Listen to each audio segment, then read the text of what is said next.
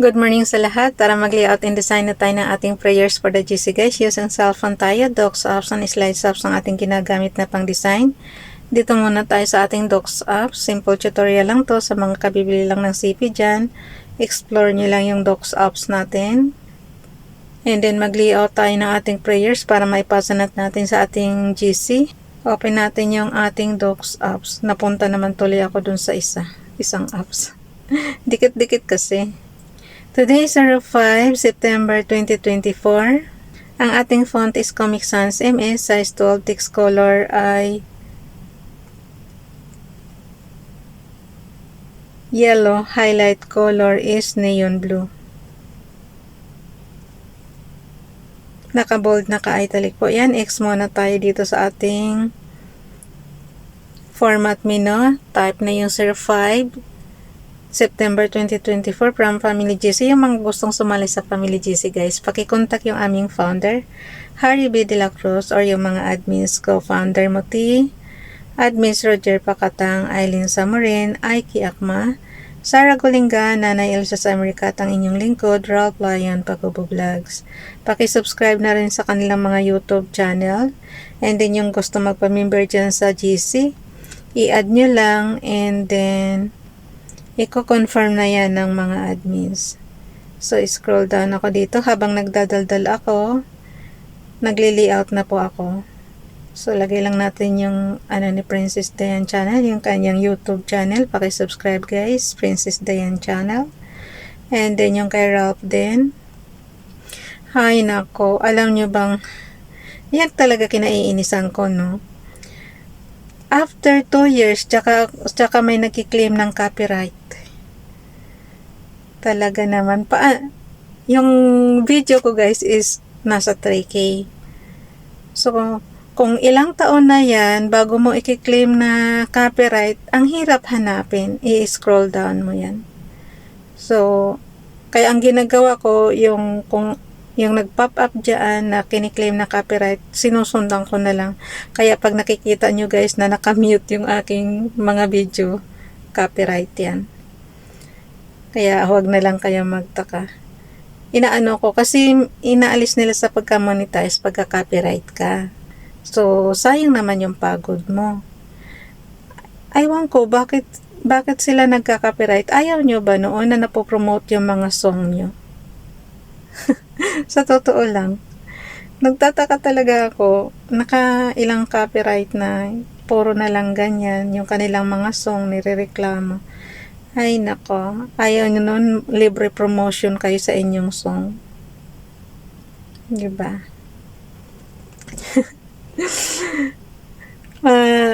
Ang kasi guys, ilang taon mo nang ginawa yon. Tapos after ng 1 year o 2 years, tsaka sila magre-reklamong copyright yung video mo.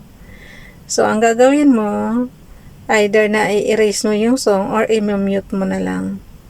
Mute na lang ang pinakamabilis na paraan.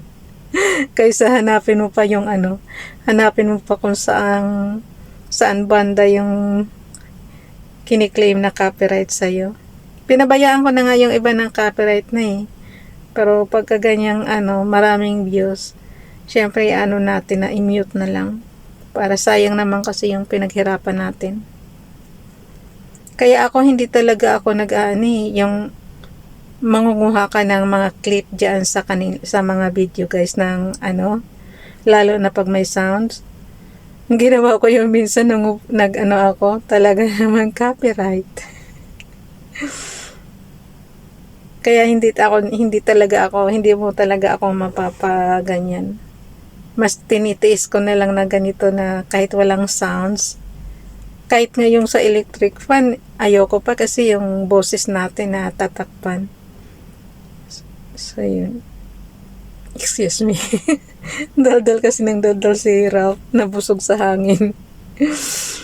Okay, Princess Dayan channel. Then Peter said unto them, repent and be baptized, every one of you, in the name of Jesus Christ for the remission of sins, and ye shall receive the gift of the Holy Ghost. Acts chapter 2 verse 38.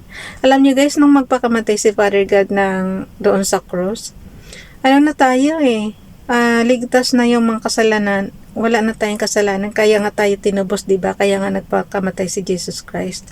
Pero nagtataka ako talaga, bakit hanggang ngayon inaano pa rin na makasalanan pa rin tayo?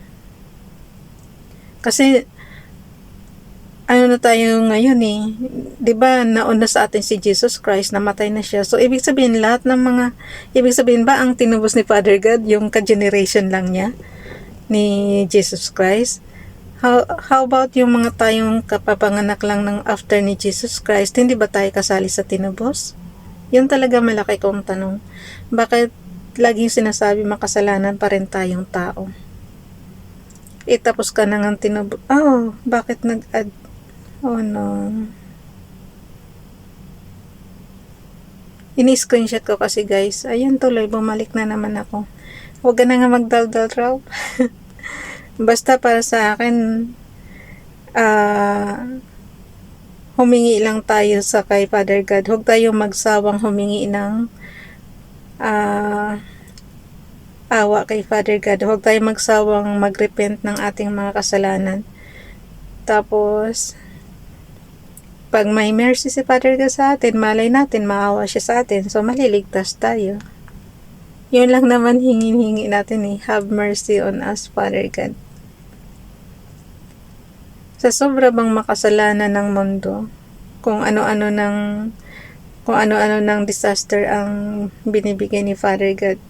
Pero sabi nga, kung magparusa man siya kahit snake man dyan, tuklawin ka man dyan, hindi ka maano kung baka sana hindi ka makasalanan. Hindi, nandyan yung protection ni Father God sa iyo. So, kahit na anong disaster pa yan, kahit na ano pang dumating, although manghihinayang tayo sa gastos natin, kasi syempre, million yung ginagawa nating building ng pamahalaan, yung mga flood control natin, manghihinayang man tayo, pero syempre, ano yan ni Father God eh, parusa yan ni Father God sa, hindi lang naman tayo ang nakakaranas yan, buong daigdig naman. So, yun nga lang talaga. Minsan magtatanong ka kay Father God, hanggang kailan ba ang parusa mo, Father God? Kasi sayang naman yung mga nagastos ng pamahalaan kung lagi mo lang sisirain ng disaster, diba? Kahit anong tibay niyan, kung rumaragas ang baha naman ang ibibigay mo, wala rin. So, ako hindi ko sinisisi ang pamahalaan eh. Hindi ko rin naman sinisisi si Father God. Nasa gitna lang ako. Pero hanggat maaari, sana may solusyon na hindi ko naman sa harangan yung ni Father God na magbigay siya ng typhoon, magbigay siya ng earthquake. Kaya lang ang sa akin may solusyon kaya para ma-stop yung yung pagbibigay ni Father God ng disaster.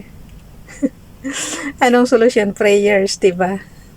So pray lang tayong lahat, hanggang prayers lang tayo kasi kahit na anong tibay ng ginagawa nating flood control, kung gusto ni Father God na sirain, dadaluyan niya yan ng maraming baha, wala tayong magagawa. Yun nga lang, manghihinayang tayo sa gastos. Diba? Ganon talaga buhay dito sa daigdig. Pero talaga, Father God, ayoko ng second life. Tama na yung paghihirap namin dito sa mundo.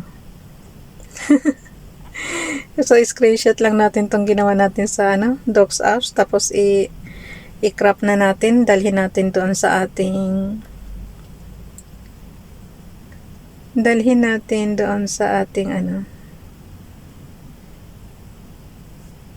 nakatatlong screenshot na pala ako. Dalhin natin doon sa ating slides apps. Pagdaldal ba ako ng daldal ba?